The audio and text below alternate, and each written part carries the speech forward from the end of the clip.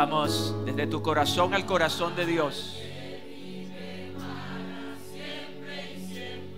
Oh sí, Señor, a ti. Anulamos la gloria de los hombres. Anulamos nuestra gloria y nuestra honra. Es tú, Señor. El Señor.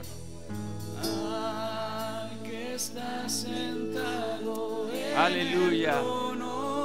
Levantando manos santas sin ira y sin contienda. Plena adoración. Sea toda honra, gloria y alabanza. Sí, Señor.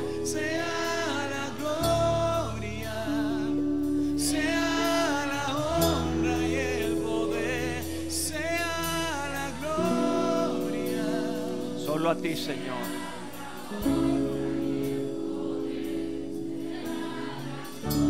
Así es. A ti, Señor.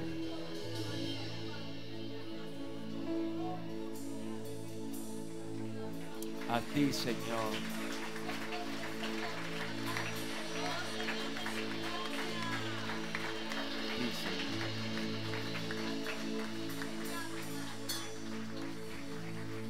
Padre, gracias.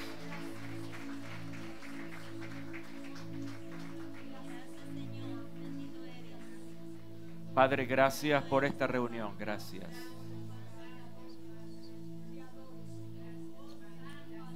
Está este pueblo aquí, Señor. Quiero que por favor escuchen la oración. Gracias. Está tu pueblo aquí esta mañana, Señor, para agradecerte. Hemos venido a esta casa para rendirte a ti adoración, alabanza. Hemos venido solo aquí para reconocerte a ti, Señor.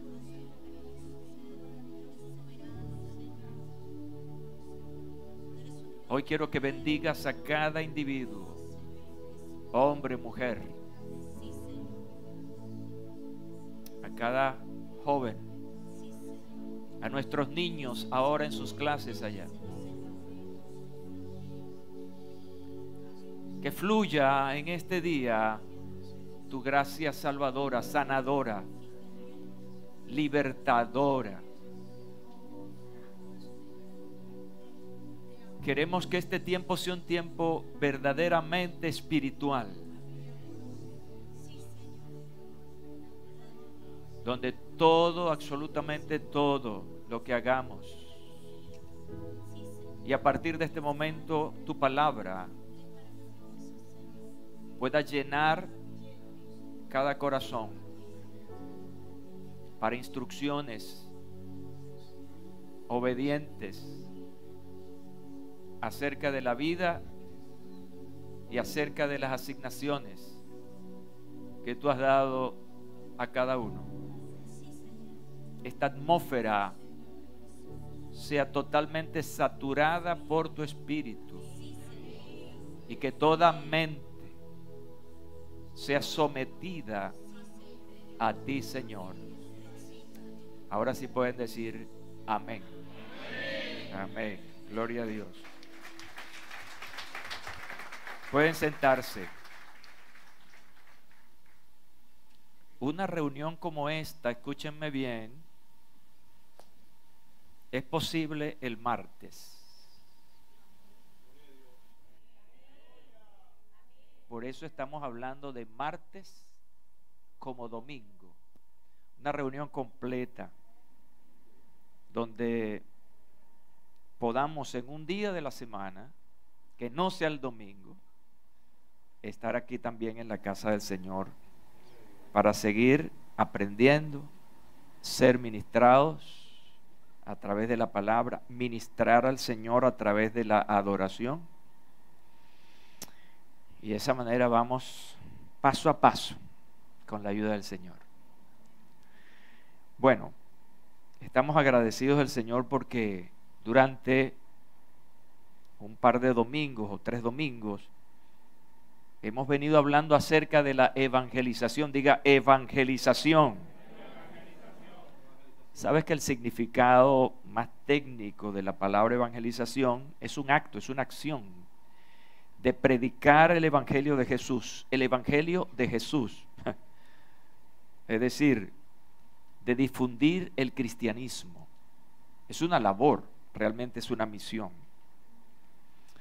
Y esta acción, que es la evangelización, es una función propia de los discípulos de Jesús. Y usted me preguntará ¿por qué? Bueno, porque solo los discípulos de Jesús lo conocen y lo han experimentado. ¿Cuántos discípulos del Señor Jesucristo están aquí? Amén. Nadie puede dar lo que no tiene, ¿cierto? Y nosotros tenemos al Señor y hemos vivido en esa experiencia cotidiana porque el evangelio es un estilo de vida. Para darles un detalle adicional acerca de evangelización, la palabra evangelización está relacionada con la palabra querigma, cuyo significado no es otro que anuncio o proclamación, usado con el significado de proclamar como un emisario, alguien que ha sido mandado. De manera que la evangelización o el querigma es el lenguaje figurado, es la siembra del evangelio en el corazón de las personas y cuyo fin definitivamente es la cosecha. Siguiendo con ese lenguaje figurado, sembrar es un proceso y cosechar es el resultado. De manera que figuradamente estamos aplicando esto a el evangelio y su proclamación. El evangelio es como una semilla que es metida en el corazón de la persona a través de el oído. Y que una vez que esa palabra, ese evangelio entra en el corazón del individuo, lo que esperamos es un resultado. Es decir, que la persona crea y entonces comience a dar fruto. Y si nosotros nos referimos a la cosecha desde el punto de vista literal, yo estaba recordando mientras escribía esto mi infancia, por allá en Valle de la Pascua. Había un pueblito cercano a Valle de la Pascua, la ciudad, que tiene un nombre muy peculiar, Mamonal. Dígalo así conmigo, Mamonal. Me supongo que había muchas matas de mamón. Y en ese pueblito teníamos nosotros, o quizás todavía tendremos, mi papá, familias, y de vez en cuando mi papá nos llevaba a visitar Mamonal. Y recuerdo que allí se sembraba mucho patilla. ¿Cuánto le gusta la patilla? Excelente. Y se veía el movimiento de mis primos y las personas que ayudaban a recoger la cosecha de patilla. Y lo que yo recuerdo es que eso era como una fiesta, era alegría, porque precisamente cosecha no es otra cosa que satisfacción y alegría para que precisamente se diera un proceso. Os digo que del mismo modo, hacía Jesús referencia, habrá más gozo en el cielo por un pecador que se arrepiente. Y precisamente un pecador que se arrepiente es el resultado de la evangelización. ¿Están conmigo, verdad? Si van conmigo, estoy pasando de lo literal, lo real, a una figura, tratando de hacer comparaciones para aclarar el asunto. Así que seguimos con la serie Un evangelizador, un alma. Yo voy a decir la primera parte, usted es la segunda. ¿Okay? Un evangelizador, un alma. Qué bueno. Y hoy la quiero ilustrar precisamente con la siembra y la cosecha. Dedicaré estos minutos para hablarte de elementos que interactúan en la evangelización. Y esto es bien interesante lo que vamos a hablar hoy. Porque no es una sola cosa, hay varios elementos que interactúan, se ponen de acuerdo para que haya un resultado. Ahora fíjense una cosa, a lo largo de la historia de esa relación de Dios con la humanidad, casi todas las promesas de Dios, para no decir todas, han sido condicionadas. Aquí no hay automatismos. Dios dice, tú escuchas y decides si obedecer o no. Si obedeces, de acuerdo a la condición, eres bendecido. Si escuchas lo que Dios te ha propuesto y no lo obedeces, entonces lo que viene es castigo, maldiciones, ¿ya? Y eso tú lo vas a ver a través de la historia bíblica. Dios siempre ha puesto como condición de que el ser humano participe. Y qué bueno es que Dios nos dé a nosotros, o nos dio esa capacidad de participación. No somos máquinas, somos personas creadas por Dios con libre albedrío, con la capacidad de decidir si lo tomo o lo dejo y qué es lo que quiero hacer. De hecho, la palabra que estoy usando para este título, interactuar, se define como ejercer una acción o relación recíproca, dos o más personas o cosas. Por eso estoy usando esta palabra en el título de esta conferencia. Quiero ponerte en contexto sobre esto. Escucha esta palabra que apoya esta postura teológica. Vamos, por ejemplo, a Deuteronomio capítulo 8, versículo 1. Cuidaréis de poner por obra todo mandamiento que yo os ordeno hoy, para que viváis y seáis multiplicados. Aquí está la bendición. Y entréis y poseáis la tierra que Jehová prometió con juramento a vuestros padres. Un planteamiento condicionado de Dios al pueblo de Israel. Primera de Reyes capítulo 6, 12. Con relación a esta casa que tú edificas, escucha bien, si anduviereis en mis estatutos e hiciereis mis decretos, escuche toda la propuesta, y guardaréis todos mis mandamientos andando en ellos, yo cumpliré contigo mi palabra que hablé a David tu padre. Condiciones. Les dejo Josué capítulo 1, versículos 6 al 7, para que ustedes lo manejen luego. Pero quiero irme al Nuevo Testamento por lo menos con una. Romanos capítulo 10, versículo 8. Mas, ¿qué dice? Cerca de ti está la palabra, esta es la condición. Cerca de ti está la palabra, en tu boca y en tu corazón. Esta es la palabra de fe que predicamos. 10:9, que si confesares con tu boca que Jesús es el Señor y creyeres en tu corazón que Dios se le levantó de los muertos, ¿qué dice la condición? Serás salvo. Lo que significa que si no, entonces no eres salvo. ¿Están conmigo esta mañana? ¿Cuántos están con el pastor esta mañana? Mosca ahí, que no se vaya nadie. Estos breves ejemplos, vemos cómo Dios busca interactuar o hacer partícipe al hombre en sus proyectos. Oye, igual ocurre con la evangelización o la siembra y la cosecha espiritual. Te mostraré entonces algunos factores que interactúan y hacen posible una gigantesca y continua cosecha. Deseo que veas este pasaje conmigo, Hechos capítulo 2, versículos 41 al 47.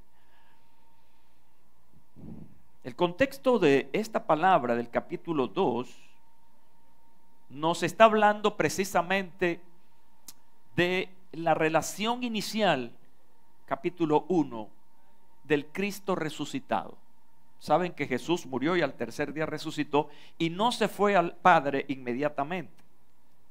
Duró aquí 40 días. Y esos 40 días Jesús los usó para relacionarse con sus discípulos y darle las últimas instrucciones. Así que podemos hablar de las palabras del Cristo resucitado. Hechos 2, 41 al 47. Luego entonces ese Cristo resucitado les dice a ellos: mira, van a recibir poder, no se vayan de Jerusalén hasta que no se cumpla esta promesa. Ok, Hechos capítulo 2, ¿qué pasa? Día de Pentecostés. Descendió el Espíritu Santo sobre ellos. ¿Recuerdan ese pasaje? Y fueron llenos del poder del Espíritu Santo. ¿Para qué? Para habilitarlos. Digan, me habilitó. Los habilitó para hablar la palabra y para llevar el evangelio. Y en plena manifestación del Espíritu Santo, la gente se agolpa y no saben qué es lo que está pasando allí. Así que sale el apóstol Pedro para informarle a la gente, para ponerlos al día de qué es lo que está pasando. Uno de los grandes sermones, escuche bien, uno de los grandes sermones predicados en el Nuevo Testamento los predicó ese pescador. ¿Y sabes por qué?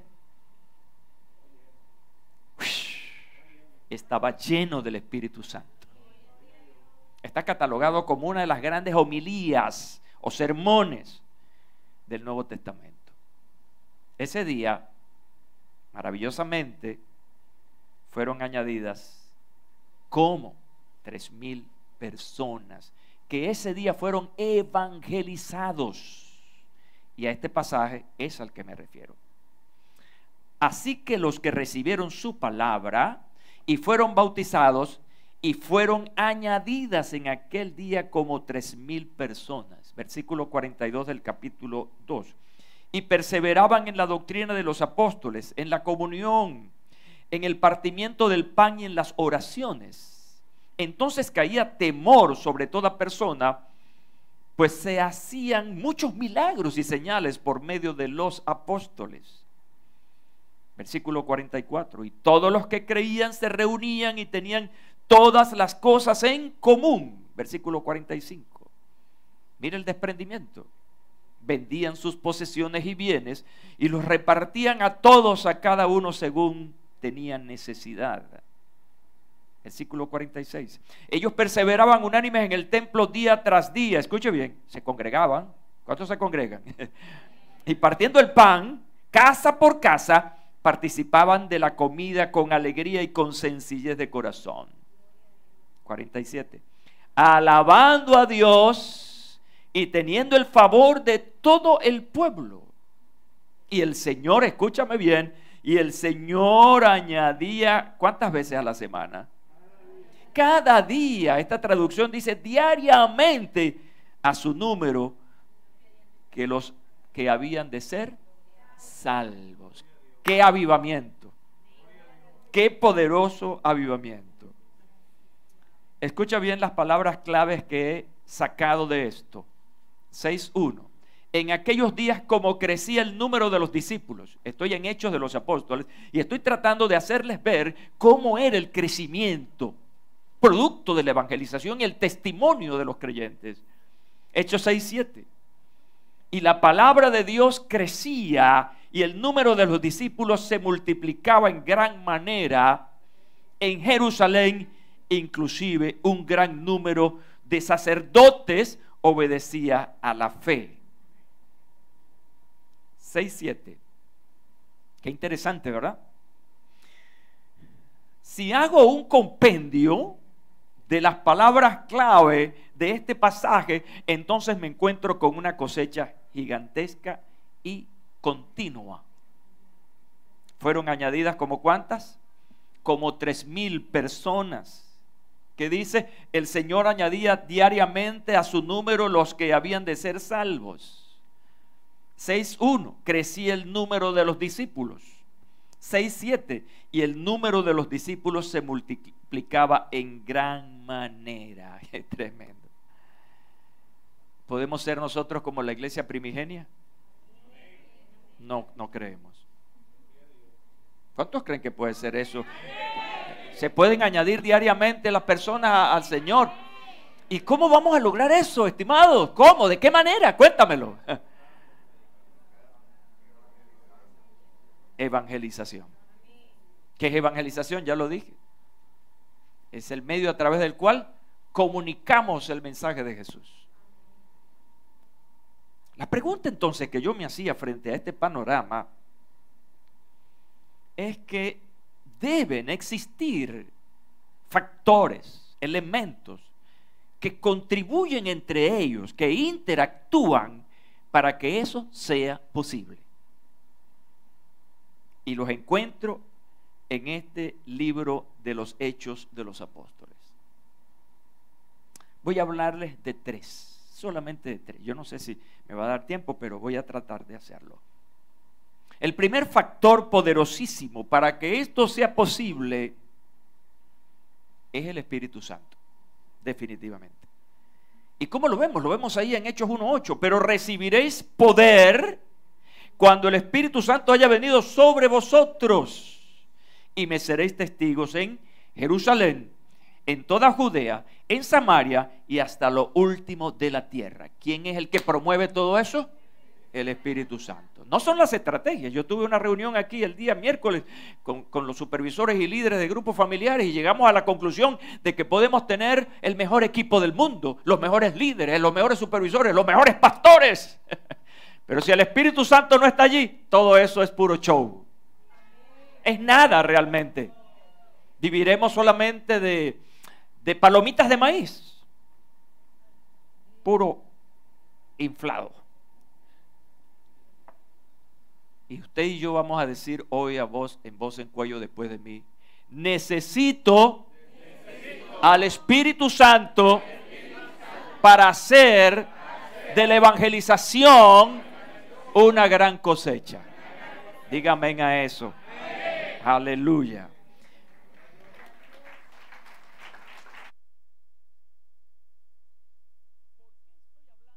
Aquí de siembra y cosecha y tal y qué sé yo, usando esa figura y trayéndola para aplicarla a lo que quiero decirles hoy. Porque mira lo que pasa.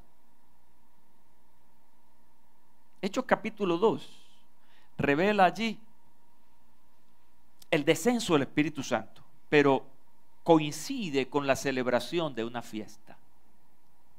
La fiesta de Pentecostés. La fiesta de la cosecha.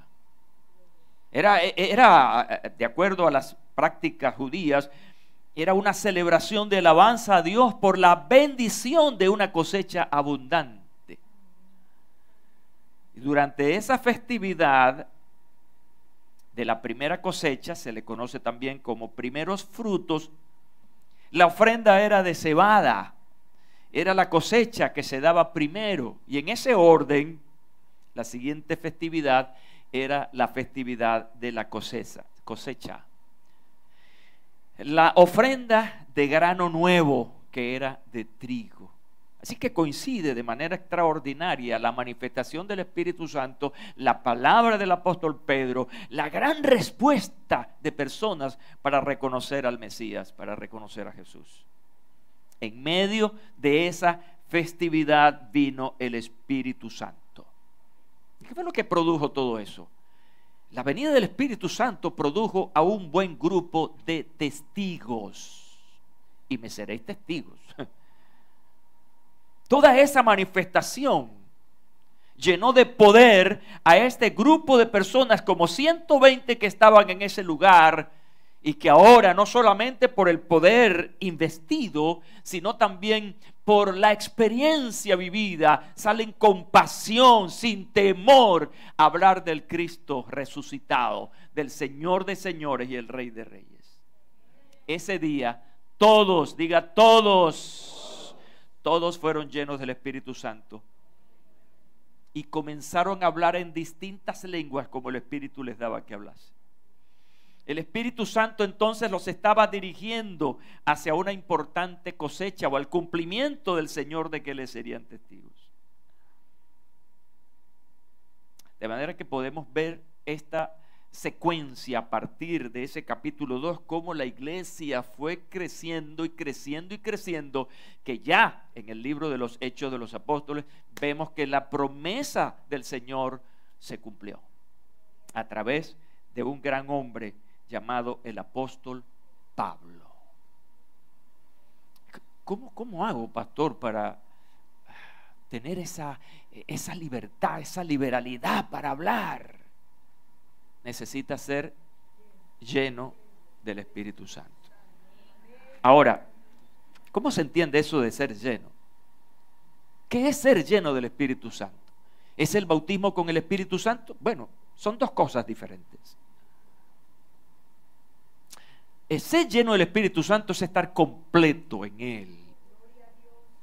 Es como una vasija que se llena absolutamente de agua o de cualquier otro líquido. Significa que si esa vasija está llena, ¿qué más necesita?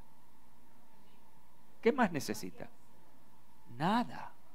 O sea, no tienes que agregar nada. Me estoy explicando. Más bien esa vasija estaría en capacidad de dar. Cuando nosotros estamos llenos del Espíritu Santo, vivimos una vida al estilo del Espíritu Santo. No solamente en lo que hablamos, sino en nuestras acciones. Recuerda, porque no solamente hablamos de la llenura del Espíritu Santo, estamos hablando también del fruto del Espíritu Santo. ¿Cómo sabemos si estamos llenos del Espíritu Santo? Cuando funcionamos según el fruto del Espíritu. Y tú sabes que el fruto del Espíritu son cosas buenas, son buenas acciones. No hay mentira, no hay adulterios, no hay envidias, hay misericordia, al contrario. ¿Ya? Hay una capacidad importante de vivir bien, no solamente vivir bien para nosotros, sino vivir bien para otros.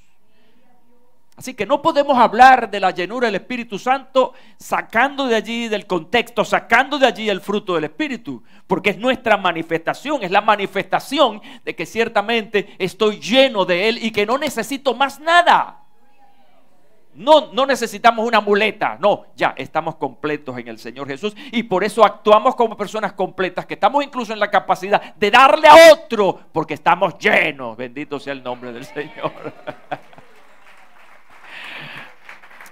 Ahora, suena extraño que una persona llena no pueda dar. Quiere decir que puede haber un cristiano lleno del Espíritu Santo, pero no está dando. Ahí hay un problema. Ahí hay un problema. Porque sí, estás en capacidad de darle a otros de lo que tú has recibido en el Señor. El siguiente elemento que interactúa aquí tiene que ver con el mensaje. Fíjate, esto es interesante. El primero es absolutamente celestial.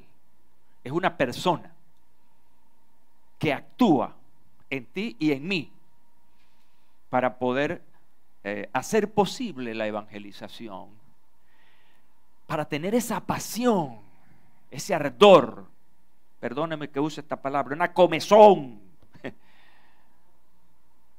que me impulsa a compartirlo. Y una de las cosas que el Espíritu Santo hace es que precisamente nos trae a memoria nuestra condición anterior, lo que éramos nosotros y lo que otros pueden llegar a ser a través de tu experiencia personal.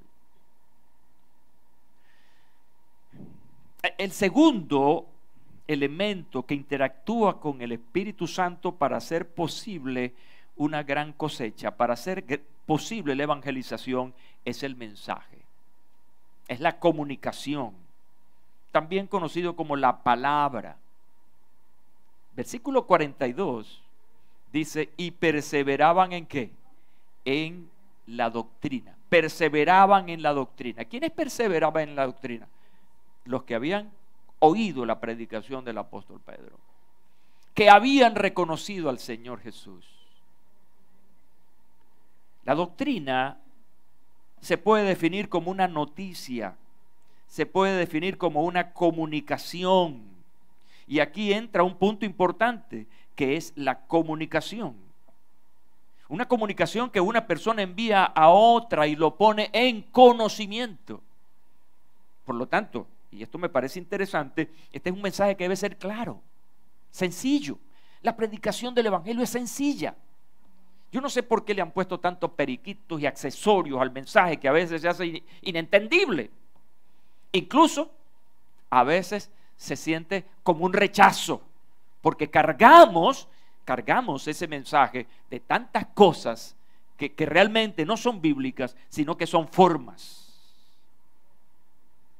Aparte de esta definición del mensaje, cuando tú lees el Nuevo Testamento encuentras otras expresiones que son más específicas a la fuente, que básicamente es divina.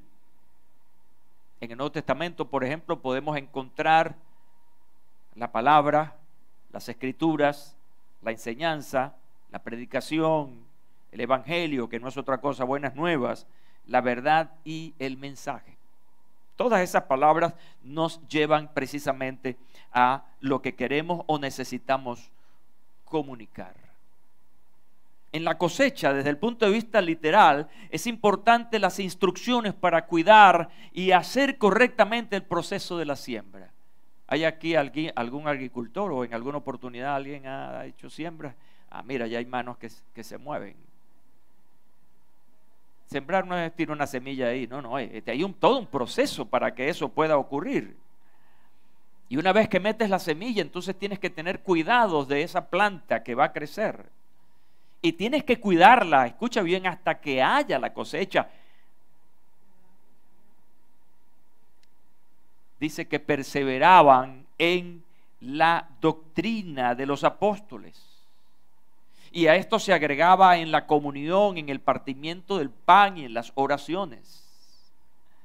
Hace algún tiempo leía de una terrible situación en las cosechas de café en Costa Rica. Un animalito, una plaga destruyó casi todas las siembras de café allí en Costa Rica. Ahora, fíjate, ¿qué significó eso? Que tuvieron que cortar todas las plantas, todas, sacarlas y comenzar a sembrar nuevamente café.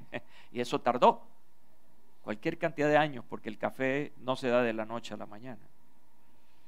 De manera que cuando hablamos del mensaje estamos hablando de algo vital, necesario para la liberación del conocimiento de oscuridad. Ayer teníamos a nuestro maestro, doctor José Ceballos, en la clase en la Universidad Cristiana Logos, y estaba hablando de filosofía y cristianismo.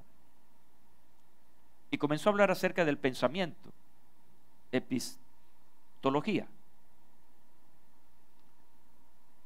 que es realmente el estudio del pensamiento. Hay una clase interesantísima. Hay varios tipos de pensamiento.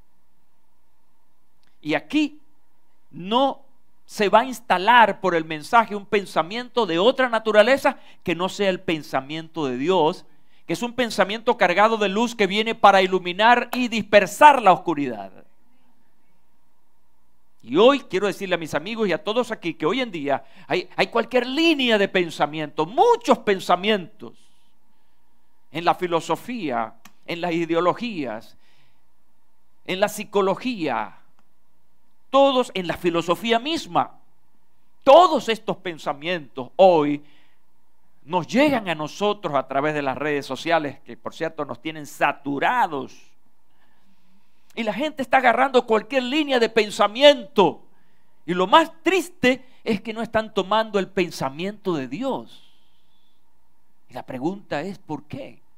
Quizá parte de la responsabilidad sea nuestra, que no estamos predicando el pensamiento de Dios tal y cual aparece en la palabra de Dios, sino que estamos predicando accesorios inventados.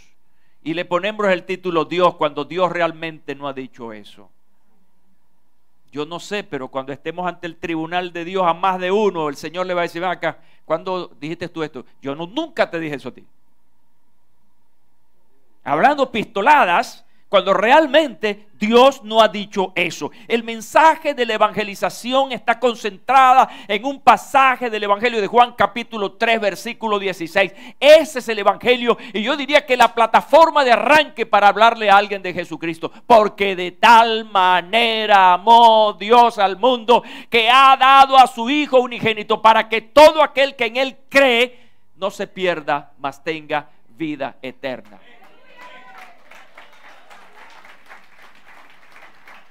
Mira, lo que pasa es que es muy fácil decirlo de memoria, pero cuando tú desmenuzas este pasaje y vas letra por letra y vas por parte, vas a encontrar toda la riqueza del Evangelio y la facilidad para transmitir el mensaje.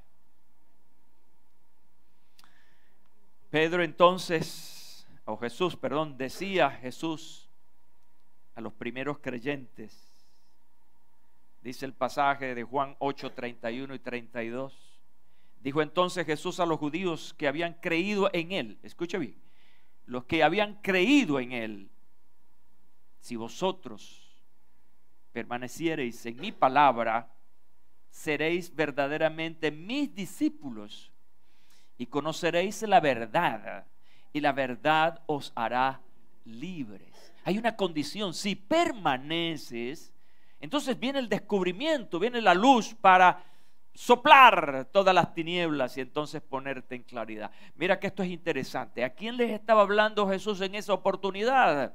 Dice claramente que le estaba predicando, él estaba hablando a los judíos que habían creído en él. Mi conclusión sobre eso es que no es suficiente creer, porque les estaba hablando a creyentes y les estaba poniendo como condición permanecer, continuar en la fe. Si lo hacen así, escuchando la palabra de Dios, entonces se convertirán en verdaderos discípulos que van a conocer realmente la verdad de Dios y van a tener como resultado la libertad.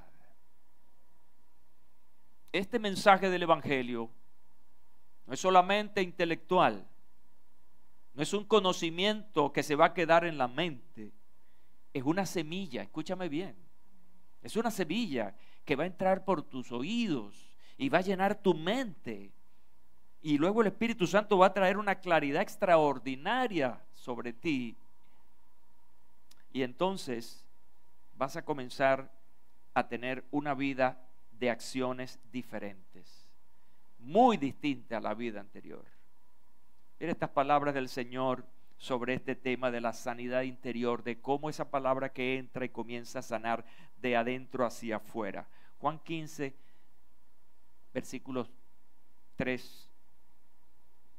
Todo pámpano que en mí no lleva fruto, lo quitará, y todo aquel que lleva fruto lo limpiará, para que lleve más frutos. Ya vosotros estáis limpios por la palabra que os he hablado. Mira la sanidad, el milagro de la sanidad interior que genera este mensaje. Y yo quiero hoy, antes de pasar al siguiente punto, responsablemente hablar acerca del cuidado que debemos tener del mensaje que estamos oyendo y del mensaje que estamos transmitiendo. Para oír el mensaje del Evangelio, especialmente hablándole a los creyentes, tú tienes que tener un filtro para ese mensaje que estás oyendo. Si no tienes filtros, ahí entra todo y todo lo crees. Ahí entra todo y todo está bien. Y hoy, hermanos, se dicen cosas que verdaderamente nos dejan atónitos. Como dice por ahí, él dice: me quedo loco de las barbaridades. Y hay tantos discípulos que están así como el pichoncito, con la boca abierta, con el pico abierto, y ellos están metiendo de todo, y él está tragando todo lo que está oyendo. Tú tienes recursos para examinar cualquier mensaje, no solamente un mensaje religioso, cualquier mensaje. Lo examinas y lo pasas por el filtro que es la palabra de Dios. Y allí sabrás si realmente esa palabra es de Dios o es una palabra meramente de una mente humana. La palabra de Dios, escúchame bien, cualquier mensaje pasa. Lo que uno observa en el conocimiento humano es que un conocimiento tumba otro conocimiento. Hace muchos años tuve la oportunidad de estudiar metodología de la investigación. Y una de las cosas que me impactó allí sobre eso es que todo lo que vemos hoy en día como logros humanos, en cuanto a inventos, a incluso teorías, esas son unas de tantas, pero antes de ellas, uno habló una cosa, después otro la mejoró y otro la mejoró, hasta que finalmente llegamos a un punto final. ¿Están conmigo, verdad? ¿Qué significa eso? Que el pensamiento humano evoluciona. Hoy es una cosa, mañana es otra. Voy a decir algo sencillo ahí. El pensamiento para la salud, para quitar la fiebre de los niños antes, ¿en qué consistía? La mamá agarra un hilo, se lo metía en la boca y después se lo pegaba al muchacho en la frente. El hipo es la cosa. Ustedes saben de eso. Ajá, ustedes lo practicaron. Pobre muchachito, vale, engañado. Ese era el pensamiento, la práctica. Pero eso fue sustituido totalmente. Y eso es un mito. Y así muchas otras cosas. Porque, insisto, el pensamiento humano evoluciona. Ahora, la pregunta mía, ¿evoluciona el pensamiento de Dios? No. La Biblia dice que la palabra de Dios permanece para siempre. No hay cambio ni sombra de variación, dice el autor a los Hebreos. Así que esa palabra está allí constantemente. Entonces yo no tengo que estar diciendo una cosa hoy y otra mañana. No, por favor, ¿cómo es posible? ¿A cuántas personas que yo he escuchado a través de mis años que hoy predican una cosa, mañana están predicando otra y hoy están predicando otra cosa? Porque obviamente lo que están diciendo no tiene fundamento, entonces tienen que buscar maneras de cómo remendar eso para decir otra cosa. El mensaje debe estar fundamentado en la palabra de Dios, en la Biblia. Prediquemos la Biblia tal y cual es expresada. Primer elemento que interactúa en la evangelización, ¿quién es? ¿Los que están atrás? ¿Los que están atrás? El Espíritu Santo. Y el segundo elemento que interactúa con el Espíritu Santo es el mensaje, es la comunicación del Evangelio de Jesucristo. El Espíritu Santo está en lo celestial, en lo divino, ¿ya? No está en la capacidad del humano, es de arriba. El mensaje tampoco es humano, porque el mensaje viene de Dios. ¿Están conmigo? Dos elementos importantes que son divinos. Ay, viene la pata coja. El tercer elemento es el mensajero. Y el mensajero es un recurso, ¿qué? Humano, falible, finito. Hemos visto que tres factores interactúan para la siembra y la cosecha o la evangelización: el Espíritu Santo, el mensaje, y ahora encontramos a quien lo transmite, el mensajero. El mensajero, como decía, es el factor humano que el Espíritu Santo, escucha bien, capacita y le da la autoridad de transmitir el mensaje. En otras palabras, cuando ya tienes al Espíritu Santo en ti y la palabra, entonces están dadas las condiciones para ser el mensajero. ¿Cuántos tienen al Espíritu Santo? ¿Cuántos tienen la palabra? Aleluya, gloria al Señor. Dos cosas muy importantes: tener al Espíritu Santo, ser llenos del Espíritu Santo, pero también con conocimiento de la palabra de Dios. Quiere decir que un evangelizador debe saber de qué va a hablar. Y en el tal caso de que no tenga fundamento, porque es una persona que está recientemente en la fe, no ha leído suficiente, no ha sido entrenado. Pero recordemos a la mujer samaritana, por ejemplo. Sabía de teología, sabía de textos bíblicos, sabía. Ella tenía un solo. Y yo estaba, oye, en la mañana, el evangelista Raúl habló sobre ese tema. Y mientras él hablaba, yo decía en mi mente: esa persona solo tenía un detalle, un solo detalle: el Mesías. Ellos, los samaritanos, también estaban conectados con la promesa, con la profecía del Mesías. Hasta ahí llegaba. Pero más nada. Y él y ella, una vez que reconoce al Mesías, va a su pueblo y ¿qué habla? Citó algo del Antiguo Testamento.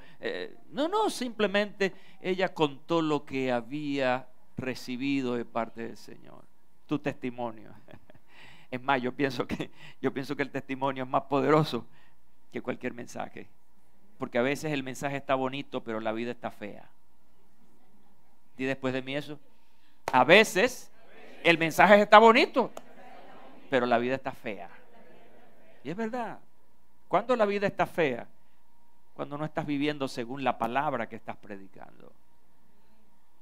De manera que cuando transmitimos nuestra vida, lo que fuimos, lo que pasó, la sanidad, el cambio de vida, en fin, eso va a impactar porque la persona está hablando de su propia experiencia. No me lo contó nadie, es lo que yo he vivido. ¿Recuerdan el ciego de nacimiento? ¿Qué estaba contando él? Su experiencia. No, yo lo que sé, mi hermano, es que yo era ciego y ahora veo. ¿Y dónde está quien te sanó? No sé, yo solamente sé eso. Gloria a Dios para siempre. ¿Cuántos tienen un testimonio que contar? Gloria a Dios para siempre. Así que después de toda esta manifestación, el Espíritu Santo, escúchame bien, el Espíritu Santo vino sobre ellos. Hechos capítulo 2. Ahora tienen al Espíritu Santo. Tienen la palabra que ya Jesús les venía enseñando durante 3 años. Pero ahora está un mensajero. Sale Pedro en medio de esta algarabía a explicarle a esa audiencia loca y criticona lo que estaba pasando. Así que el apóstol Pedro se convierte ¿en qué? En el mensajero, en quien va a dar la palabra. Y ese día dice la Biblia en esta experiencia que se añadieron como 3,000 personas. ¡Qué tremendo! Ese fue un mensajero de resultado. Mi pregunta ahora para ti es: ¿qué es más importante, el mensaje o el mensajero? ¿La ñema o la gallina? Buena pregunta, ¿verdad? Debe llamar la atención. ¿Hay empate técnico? ¿Están empatados? Yo no sé si ustedes han escuchado, porque desde hace mucho tiempo se ha escuchado una máxima, un pensamiento: matar al mensajero. Y se ha practicado en la historia de cómo matan al mensajero. ¿Acaso con Jesús los judíos no esperaban silenciar el mensaje? ¿Qué representaba Jesús? Él era el mensajero. Y dijeron: una vez que matemos a este hombre, se acabó todo este asunto. Hasta ahí los trajo el río. Se acaba.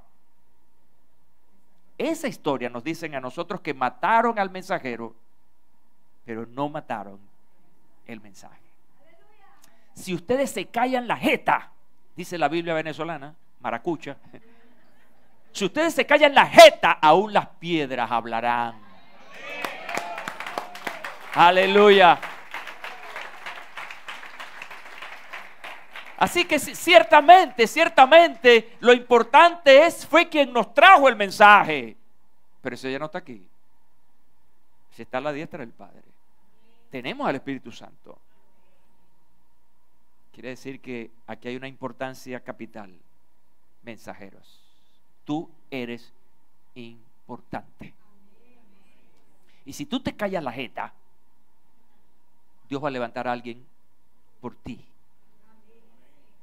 Nosotros no somos imprescindibles. El reino de Dios no se va a parar por mí. Punto. Punto. Él va a levantar a otro, a otra, que ame el mensaje y que esté dispuesto, incluso como Jesús, a pagar el precio de su vida para que el mensaje corra y sea glorificado. Mira lo que dice el autor a los Hebreos, capítulo 1, versículo 1 al 3. Dios, que muchas veces y de varias maneras habló a nuestros antepasados en otras épocas por medio de los profetas, mira cómo va el asunto, en estos días finales nos ha hablado por medio de su Hijo. A este lo designó heredero de todo y por medio de él hizo el universo. Ahí está el mensaje. Y un mensaje que ha ido de uno a otro. Pero este mensaje no se va a detener. Según el apóstol Pablo, El mensajero, como factor interactuante, debe tener algunas características capitales, y con esto termino. Atención, porque eso tiene que ver contigo. Toca el que está a tu lado, y lo que va a hablar el pastor ahora tiene que ver contigo. ¿Y por qué tiene que ver contigo? Porque tú eres el mensajero. Y entonces tienes que considerar estas características. Número 1, 1 Timoteo 1:18, manteniendo la fe y la buena conciencia. Un mensajero debe mantener una fe y una buena conciencia. 1 Timoteo 4:7, creo que está en pantalla. No prediques cuentos, predica la palabra de Dios. Que me pareció bonito lo que dijo el apóstol, el pastor, el profeta, fulano de tal. No, investiga esa broma. 1 Timoteo 4:15, no descuides el don que está en ti. 2 Timoteo 1:6, mensajero, escucha, evangelista, que avives el don de Dios que está en ti. Pasión, fervor. Sé un multiplicador. No te quedes con un resultado. Sigue buscando lo que oíste de parte de mí mediante muchos testigos, le decía Pablo a Timoteo. Esto encarga a hombres fieles que sean idóneos para enseñar también a otros. Predica la palabra, insiste el apóstol con Timoteo. Mantente dispuesto a tiempo y fuera de tiempo. Convence y reprende y exhorta con toda paciencia y enseñanza. 2 Timoteo 4:2. Debes considerar esas pautas importantes en tu vida como mensajero. Proverbios capítulo 13, versículo 17, los dejo con esto. Escúchame bien, el sabio Salomón. El mal mensajero, escúchalo, el mal mensajero acarrea desgracia, mas el mensajero fiel acarrea salud. Ojalá todos los que estamos aquí seamos esos buenos, esos excelentes mensajeros que Dios quiere que seamos. Alguien este día escuchó por primera vez un mensaje bíblico acerca del evangelio. Dios establece condiciones. Escucha este mensaje y serás salvo. Recházalo y estás bajo condenación. Yo quiero saber si en este día tenemos entre nosotros algún visitante, alguna persona que no ha escuchado el mensaje del evangelio, o que ya lo escuchó una y otra vez, pero todavía no ha hecho el compromiso con Dios de recibir el mensaje de salvación, aceptar a Cristo como Señor y Salvador. Si hay esa persona aquí, me encantaría, escucha bien, que oraras conmigo e hicieras con el Señor un pacto de fe. Recuerda que las bendiciones de Dios están condicionadas, lo dijimos al principio. Quiero saber si en este día alguien me levanta su mano y me dice: pastor, yo quiero aceptar a Cristo como mi Señor y Salvador. Lo he oído una y otra vez, pero esta vez estoy dispuesto a aceptarlo, a reconocerlo como el Salvador del mundo, pero ahora como mi Salvador personal. Hay esa persona aquí, esta mañana, en este auditorio, que me levanta la mano y me dice: yo quiero, pastor, aceptar a Cristo. Ok, probablemente no lo haya, probablemente lo hay, pero al fin y al cabo hay gente que se ha hecho responsable hoy de este mensaje. Y creo entonces que la mayoría de los que estamos aquí hoy sí tenemos una responsabilidad, y es la responsabilidad de ser un constante mensajero. Quiero pedirte que te pongas de pie, por favor. Mensajeros, pon tu mano sobre tu corazón, porque quizá, escúchame bien, quizá no tengamos algún invitado o algún visitante esta mañana, porque nadie trajo a alguien, nadie trajo a un invitado, y queremos que eso pueda ser posible. Tu mano sobre tu corazón y ora después de mí. Señor, Señor mi Salvador, como dijo el profeta Isaías, heme aquí, envíame a mí. Señor, tengo la responsabilidad que he recibido por tu palabra de ser un mensajero. Libérame de mis excusas, de mis temores. Quiero ser libre para predicarle tu palabra a cualquier persona, en cualquier lugar, en cualquier ocasión. Quiero ser un activo mensajero del reino de Dios. Gracias, Señor. Gracias. Hoy aumenta mi responsabilidad como evangelizador. Amén y amén. Un abrazo. Dios me los bendiga a todos.